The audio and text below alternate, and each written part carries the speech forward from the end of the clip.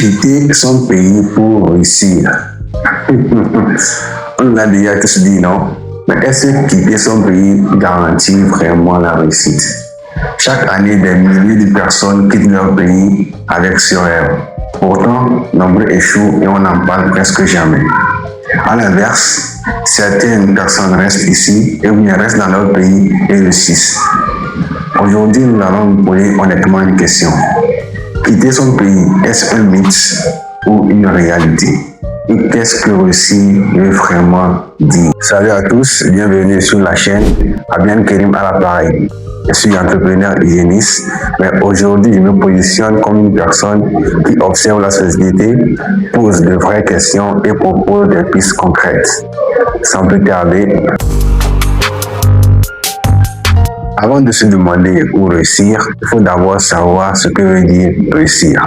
Pour beaucoup, réussir c'est l'argent, les biens, l'image. Ça c'est la réussite comme la vraie réussite, c'est la stabilité, l'autonomie, la dignité. Pouvoir subvenir à ses besoins sans se perdre, être utile, avoir de l'impact, même petit. Surtout réussir, c'est avoir le choix de rester ou pas, changer ou continuer. Au fond, réussir, ce n'est pas impressionner les gens, mais c'est construire une vie qui te ressemble. Maintenant qu'on a compris que réussir n'est pas une question d'argent ou de lieu, il faut se poser une question profonde. Pourquoi tant de personnes ressentent le besoin de partir?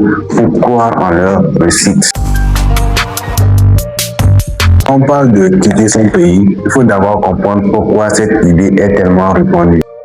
1. La réalité économique. Le chômage élevé ou les emplois instables, les salaires faibles et l'impression de travailler beaucoup pour peu. Beaucoup de personnes ont le sentiment que leurs efforts ne sont pas récompensés à juste prix. 2. La pression sociale.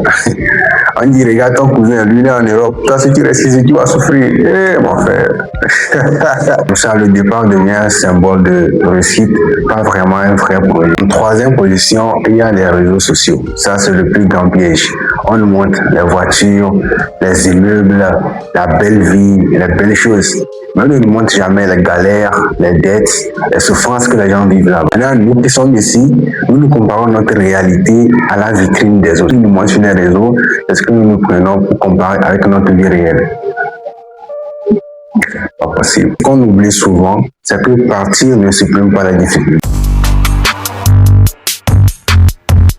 Les débuts sont souvent très durs.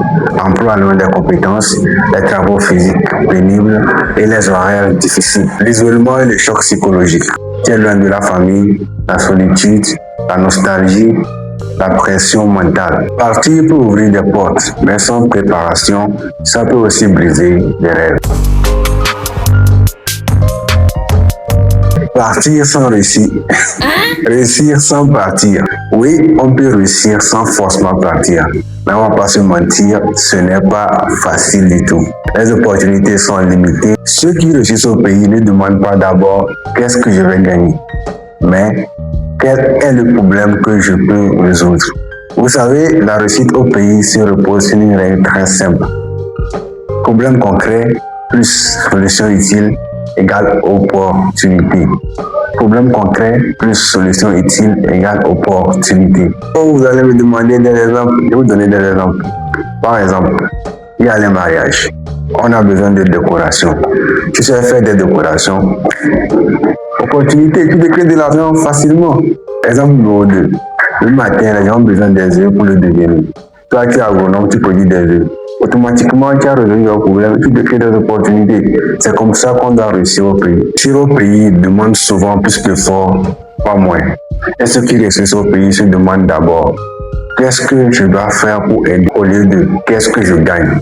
La différence, si vous voulez réussir au pays, c'est deux mentalités que vous devez changer. Vous devez vous poser la question de savoir d'abord qu'est-ce que vous pouvez faire pour aider.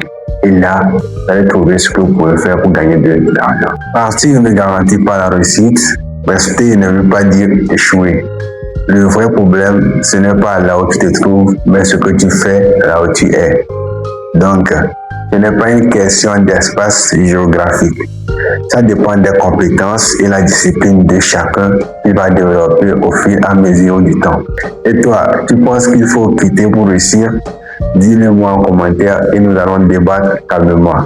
Et si tu n'es pas d'accord, je t'invite, tu viens, on discute, donc tout le monde dit ce qu'il pense. On est ensemble.